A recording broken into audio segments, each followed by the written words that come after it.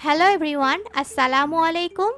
আবারও নতুন একটি রেসিপি নিয়ে আপনাদের সামনে চলে আসলাম। আজকে আমি একটি ইন্টারেস্টিং রেসিপি বানাতে চলেছি।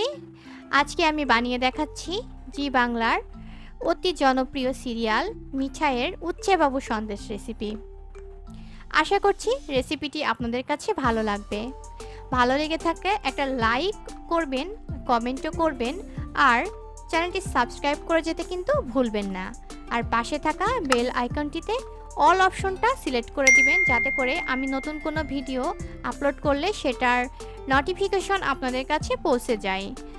তো দর্শক, অনুরোধ রইল ভিডিওটি না টেনে পুরোটাই দেখার।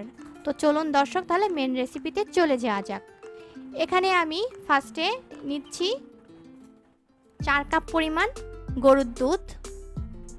এখনও কিন্তু চুলার জালটা আমি দেইনি। তো এখন আমি চুলার জালটা দিয়ে দিব।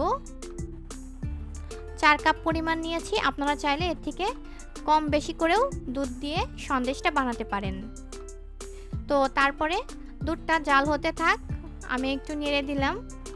দুধটাতে যখন বলক চলে আসবে তখন কিন্তু আমি এখানে অ্যাড করব ভিনেগার মিশ্রিত পানি। তো এখানে আমি একটি কাপে দিয়ে দিচ্ছি 1 টেবিল চামচ পরিমাণ ভিনেগার, আর দিচ্ছি 2 টেবিল চামচ পরিমাণ নর্মাল পানি। আর এই দুটাকে আমি এখন একত্রে মিশিয়ে সাইডে রেখে দিচ্ছি। তো এখন কিন্তু দুধে বলক চলে আসছে। তো এই পর্যায়ে এসে আমি এই দুধটাকে ভালোভাবে নেড়ে দিচ্ছি, যাতে করে চারিদিকে কোনো সর না লেগে থাকে। তো হয়ে গেছে।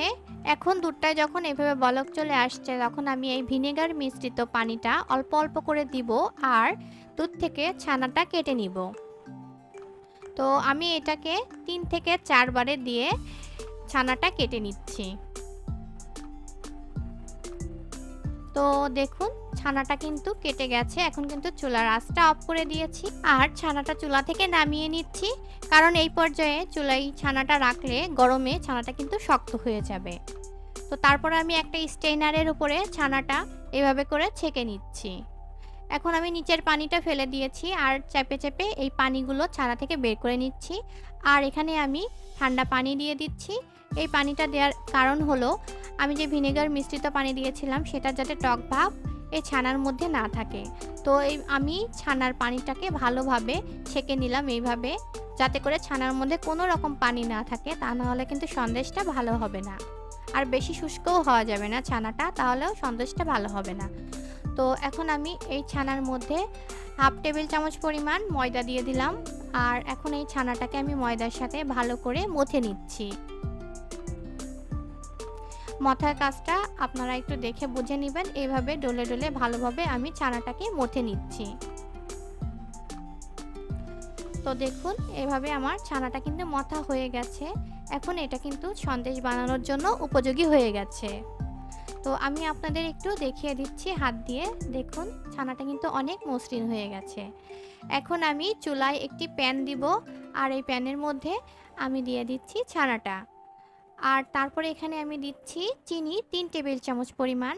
আর আপনারা চাইলে এখানে চিনির পরিমাণ কম বেশি করতে পারেন, যে যেরকম চিনি খান। তো আমি চিনিটা দিয়ে দিলাম। এখন এই ছানার সাথে ভালোভাবে মিক্সড করে নিচ্ছি, আর চিনিটা কিন্তু কিছু সময়ের মধ্যে গলে যাবে। যখন চিনিটা গলে গেছে তখন এর মধ্যে আমি 2-3 ফোঁটা দিয়ে দিলাম ফুড কালার। এটা কিন্তু গ্রিন কালারের ফুড কালার আমি দিয়েছি। আর ফুড কালার দেওয়ার পরে আমি কিছু অংশ এখান থেকে তুলে রাখছি, আর এর মধ্যে আমি আরও একটু বেশি করে 5-6 ড্রপ মতো গ্রিন ফুড কালার আবারও দিয়ে দিলাম, যাতে করে এটার কালার আরও বেশি গ্রিন আসে। তো এখন আমি এটাকে চুলা থেকে নামিয়ে নিচ্ছি। চুলা থেকে নামিয়ে নিয়ে এখন আমি দুইটার মধ্যে দিয়ে দিব এলাচ গুঁড়া। আর এখানে আমি 1 চিমটি করে করে এলাচ গুঁড়া দিচ্ছি। এলাচ গুঁড়া দিলে কি হবে, সন্দেশের মধ্যে একটা দারুণ স্মেল আসবে, খেতে কিন্তু অনেক ভালো লাগবে। তো আমি এইভাবে করে ভালোভাবে এলাচ গুঁড়া দিয়ে দুটার সাথে ভালো করে মিক্সড করে নিচ্ছি। এখন যেই বেশি গাঢ় কালারের ছানাটা বানিয়েছিলাম সেটার সাথে এলাচ গুঁড়া দিয়ে আবারও ভালো করে মিক্সড করে নিলাম। তো তো আমি এখানে থেকে কয়েকটা ভাগে ভাগ করে নিচ্ছি। এখন আমি এই ছানা থেকে কয়েকটি ভাগে সন্দেশের জন্য ভাগ করে নিচ্ছি। তো আমি এখানে ফার্স্টে ডিপ কালারের যেটা বানিয়েছি সেটা থেকে 4টি ভাগে ভাগ করে নিলাম। আর এখান থেকেও আমি কয়েকটা ভাগে ভাগ করে নিচ্ছি।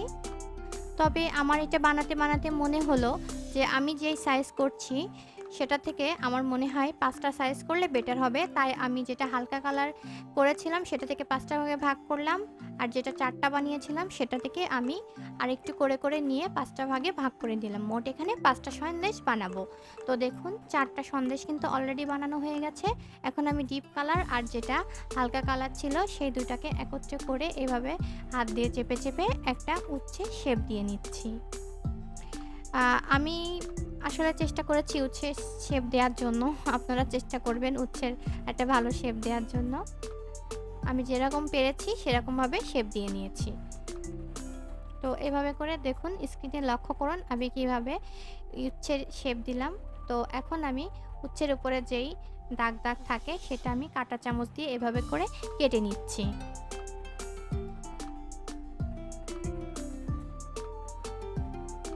আপনারা চাইলে এখানে যে কোনো টুথপিক দিয়েও কিন্তু এই কাজটা করে নিতে পারেন।